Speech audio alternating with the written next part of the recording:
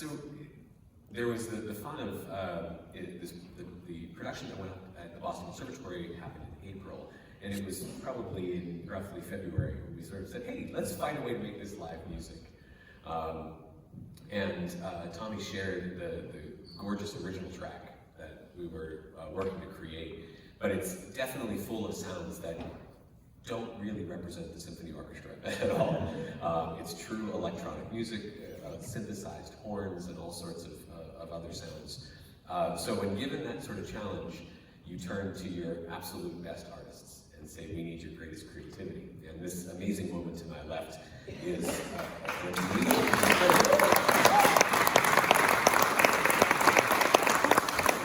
but her career as an artist spans nearly every genre you can imagine in music as a performer. She brings all of that to the cello with intense creativity. So there was no question that Patrice was the right master to take on this project.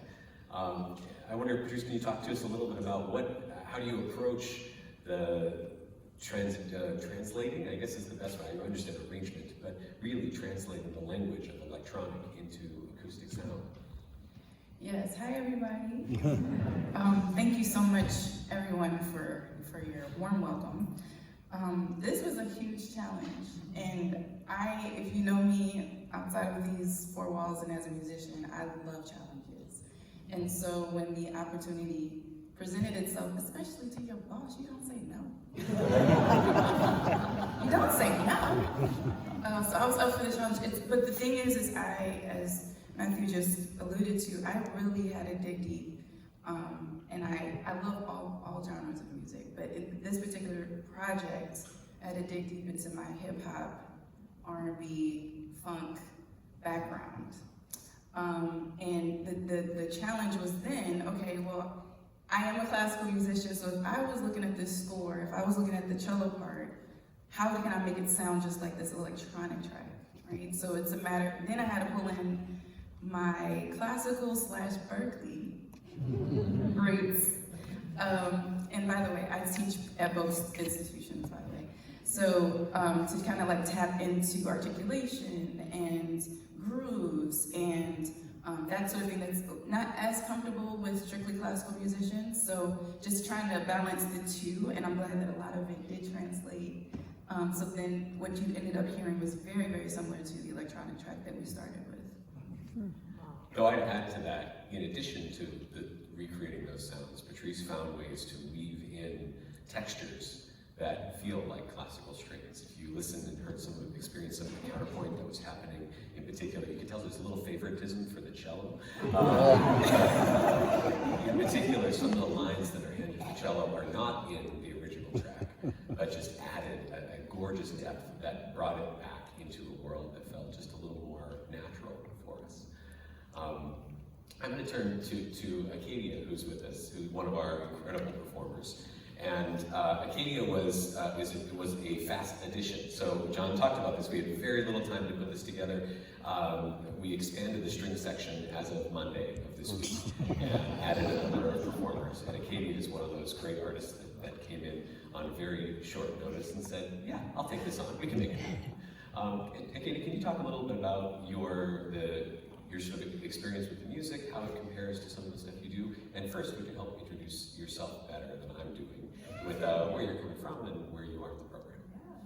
Hi, I'm Acadia. I'm one of the violists in the program. I'm from Long Island, New York, and I'm currently getting my BM at the Boston Conservatory, and I just finished my freshman year.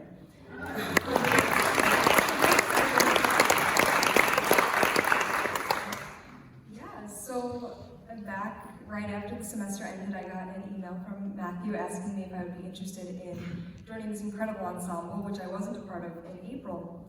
And when I got the email, I was ecstatic, and I called my parents, and I was like, I'm gonna perform at Tanglewood. I had spent 2 summers here with the UTI program, and that's where I met Ms. Patrice Jackson. And this is just, from Monday, I felt such a close-knit community. And it was easy to add me in because everyone was so welcoming and the music was incredible. And especially when Matthew sent me the original MIDI file of the electronic music, I was like, this is crazy that we're gonna transform this into classical strings. And at the beginning, I might say I didn't see the vision. And as soon as I stepped foot in that rehearsal space and I worked with my peers and everything came to life, and it's been incredible to collaborate with the dance. I had never hung out with any of the dancers, honestly. And during this week, it's been so amazing to meet them and see their art form, which is very different from ours. And it's been an incredible collaboration. I'm so glad I got to join it.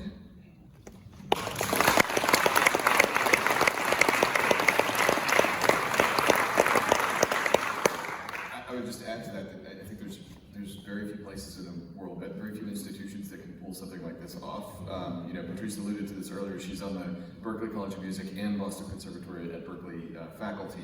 And I will take credit. When I got to the institution as Dean of Music in 2017, one of the very first things I did was bring Patrice over to the conservatory. So that's a point of pride for me.